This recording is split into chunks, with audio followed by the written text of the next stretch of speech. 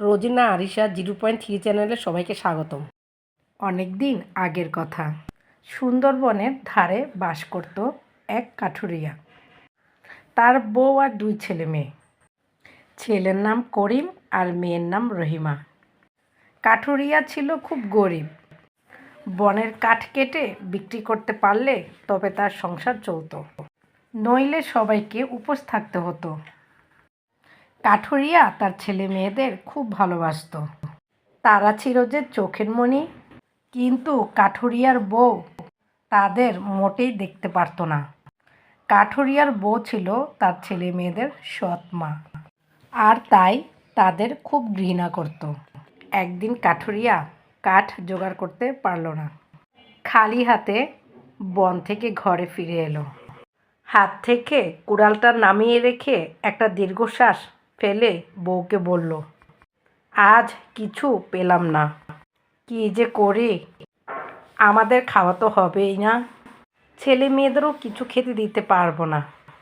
কাঠুরিয়ার বউ খুব জটিল ছিল। স্বামীর কথা শুনে তার মনে একটা কূটবুদ্ধি এলো। কাঠুরিয়ার বউ স্বামীকে বলল, দেখো, আমি একটা পথ বাতলে দিতে পারি।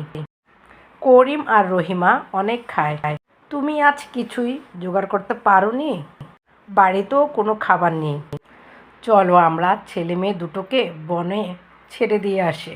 কি বললে?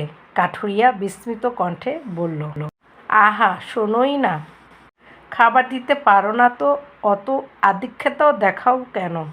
শোনো, সকালে আমরা করিম আর রহিমাকে নিয়ে গভীর বনে যাব। সেখানে তাদের ছেড়ে আমরা পালিয়ে আসব। তারা কিছুতেই পথ খুঁজে আর ঘরে ফিরে আসতে পারবে না।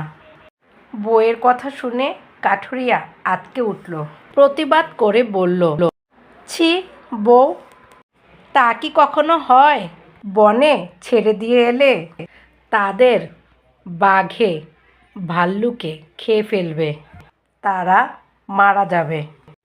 আমি বাপ হয়ে সন্তানদের কি বাঘ ভালুকের হাতে ছেড়ে দিতে পারি?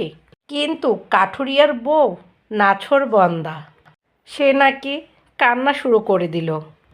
অবশেষে কাঠুরিয়া বউয়ের কথায় রাজি হলো করিম আর রহিমাকে বনে ছেড়ে দিয়ে আসতে।